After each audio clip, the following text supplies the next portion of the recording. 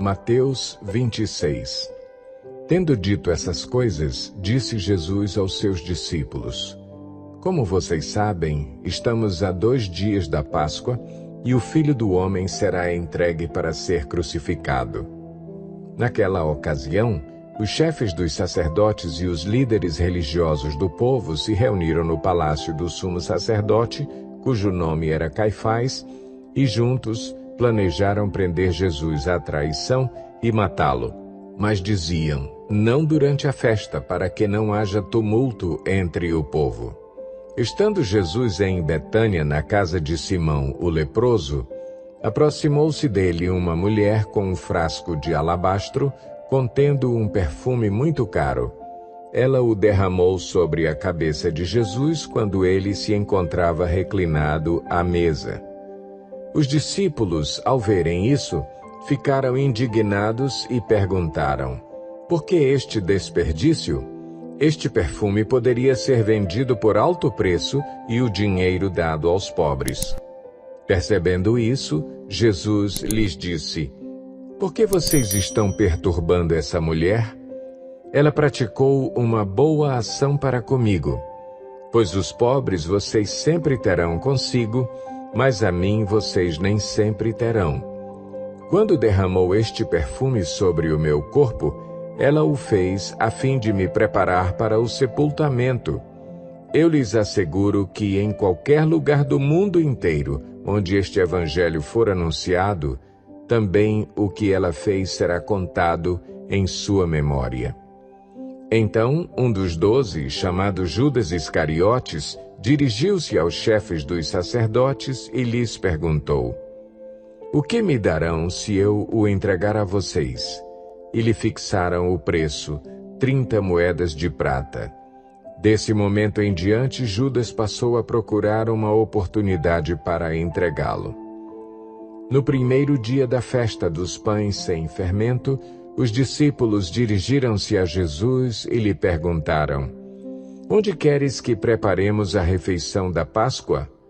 Ele respondeu, dizendo que entrassem na cidade, procurassem um certo homem e lhe dissessem: o mestre diz, o meu tempo está próximo. Vou celebrar a Páscoa com os meus discípulos em sua casa. Os discípulos fizeram como Jesus os havia instruído e prepararam a Páscoa.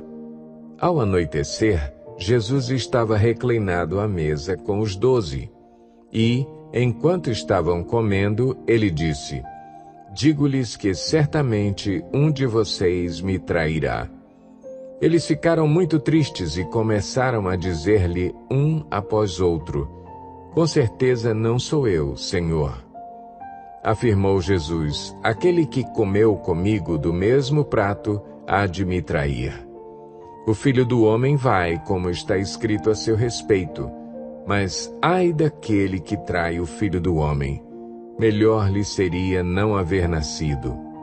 Então Judas, que haveria de traí-lo, disse: com certeza não sou eu, mestre. Jesus afirmou: sim, é você.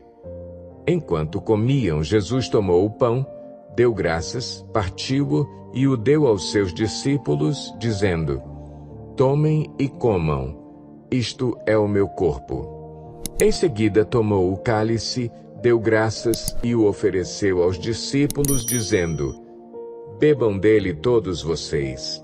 Isto é o meu sangue da aliança, que é derramado em favor de muitos, para perdão de pecados. Eu lhes digo que, de agora em diante, não beberei deste fruto da videira, até aquele dia em que beberei o vinho novo com vocês no reino de meu Pai. Depois de terem cantado um hino, saíram para o Monte das Oliveiras. Então Jesus lhes disse: ainda esta noite todos vocês me abandonarão, pois está escrito: ferirei o pastor, e as ovelhas do rebanho serão dispersas. Mas, depois de ressuscitar, irei adiante de vocês para a Galileia. Pedro respondeu: ainda que todos te abandonem, eu nunca te abandonarei. Respondeu Jesus: asseguro-lhe que, ainda esta noite, antes que o galo cante, 3 vezes você me negará. Mas Pedro declarou: mesmo que seja preciso que eu morra contigo, nunca te negarei. E todos os outros discípulos disseram o mesmo. Então Jesus foi com seus discípulos para um lugar chamado Getsêmani e lhes disse: sentem-se aqui enquanto vou ali orar. Levando consigo Pedro e os 2 filhos de Zebedeu, começou a entristecer-se e a angustiar-se. Disse-lhes então: a minha alma está profundamente triste, numa tristeza mortal. Fiquem aqui e vigiem comigo. Indo um pouco mais adiante, prostrou-se com o rosto em terra e orou: meu Pai, se for possível, afasta de mim este cálice. Contudo, não seja como eu quero, mas sim como tu queres. Depois voltou aos seus discípulos e os encontrou dormindo. Vocês não puderam vigiar comigo nem por 1 hora? Perguntou ele a Pedro. Vigiem e orem, para que não caiam em tentação. O espírito está pronto, mas a carne é fraca. E retirou-se outra vez para orar.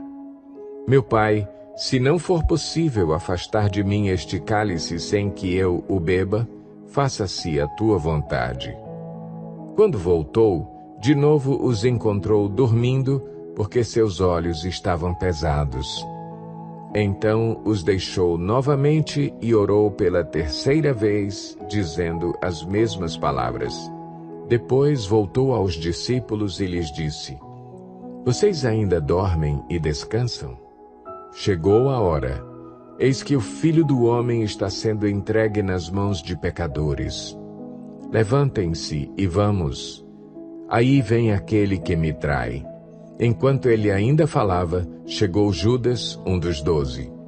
Com ele estava uma grande multidão armada de espadas e varas, enviada pelos chefes dos sacerdotes e líderes religiosos do povo.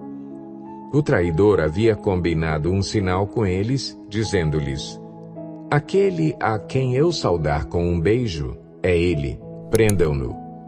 Dirigindo-se imediatamente a Jesus, Judas disse: salve, mestre, e o beijou.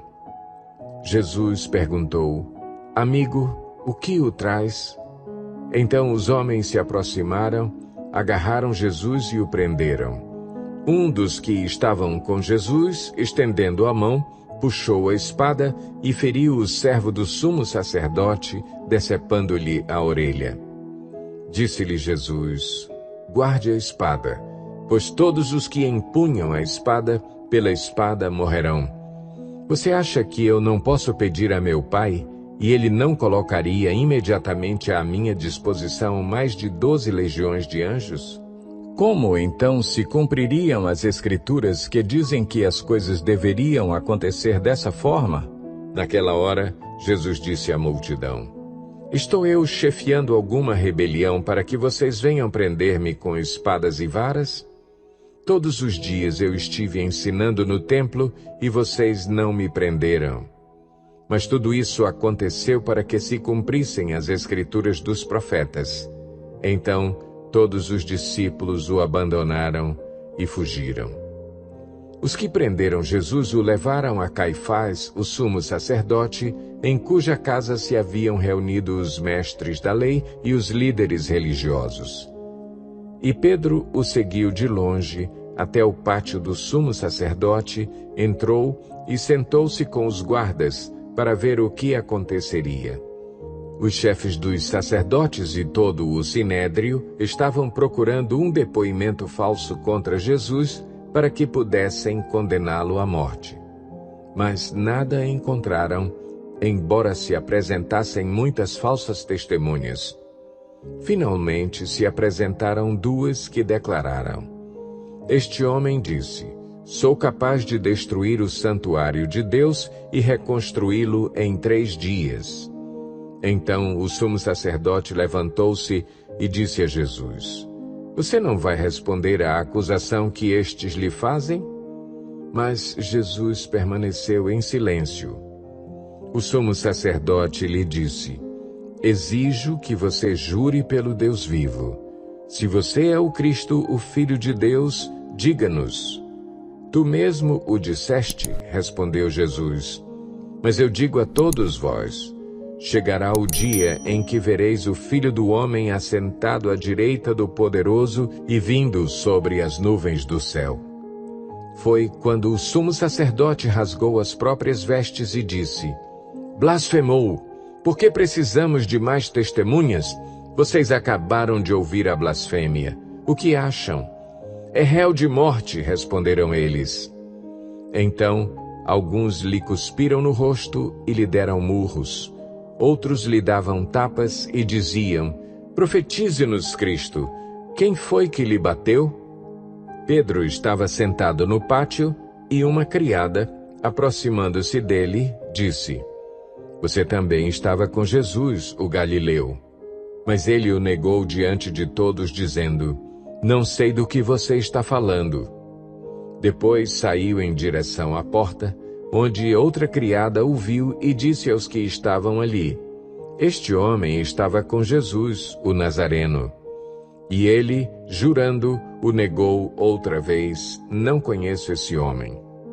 Pouco tempo depois, os que estavam por ali chegaram a Pedro e disseram: Certamente você é um deles. O seu modo de falar o denuncia. Aí ele começou a se amaldiçoar e a jurar: Não conheço esse homem. Imediatamente um galo cantou. Então Pedro se lembrou da palavra que Jesus tinha dito: Antes que o galo cante, você me negará 3 vezes. E saindo dali, chorou amargamente.